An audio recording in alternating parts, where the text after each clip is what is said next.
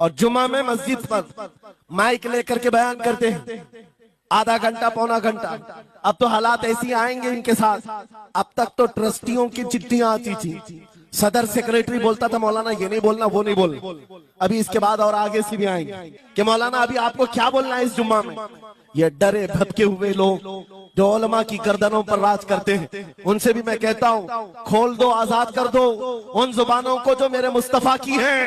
ان کی زبانوں پر تالے نہ لگاؤ. یہ علماء تمہارے دین کے محافظ ہیں, تمہاری نسلوں کی شریعت کے محافظ ہیں.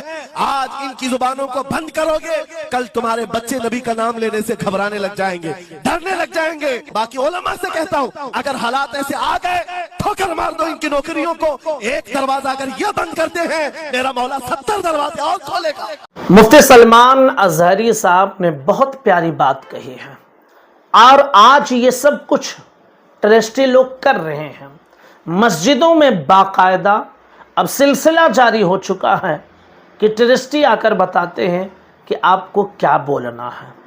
اور اگر کسی دن آپ کچھ ایسے سلگتے ہوئے موضوع پر گفتگو کر لیے جمعہ میں, تو چاہے ٹرسٹیوں کے کان بھرے جاتے ہیں مقتدیوں میں سے, یا خود ٹرسٹیوں میں کچھ ایسے ہوتے ہیں کہ حضرت آپ ان چیزوں کو مت بولیے, آپ حالات کو نہیں سمجھ رہے ہیں.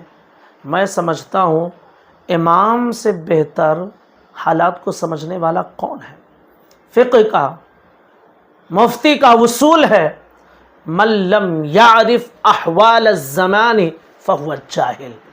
جو زمانے کے حالات کو نہ جانے وہ جاہل ہے یار. اور آپ اس کو سمجھانے کے لیے چلے ہیں آپ کو یہ بولنا چاہیے وہ بولنا چاہیے. ان زبانوں پر لگام لگا دی گئی ہے, انہیں بولنے نہیں دیا جاتا ہے, انہیں موضوع دیا جاتا ہے, اور انہیں یہ کہا جاتا ہے کہ یہ بولیں یہ نہ بولیں. یہ ظلم ہو رہا ہے اماموں پر, یہ ظلم ہو رہا ہے مسجد میں خدمت کرنے والے علماء پر. یہی وجہ ہے کہ بہت سارے علماء تنگ آ کر اب وہ اپنے تجارت کی طرف چلے گئے ہیں. اسلامی لباس پہنتے ہیں, نمازوں کی پابندی سب کچھ کرتے ہیں, لیکن یہ سب چھوڑ دیے, برداشت نہیں ہوتا ان سے.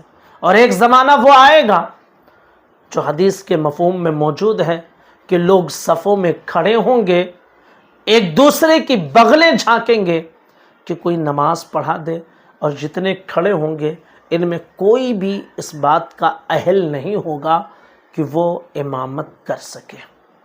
اندازہ لگائیں کیا وہ زمانہ دھیرے دھیرے قریب نہیں آ رہا ہے؟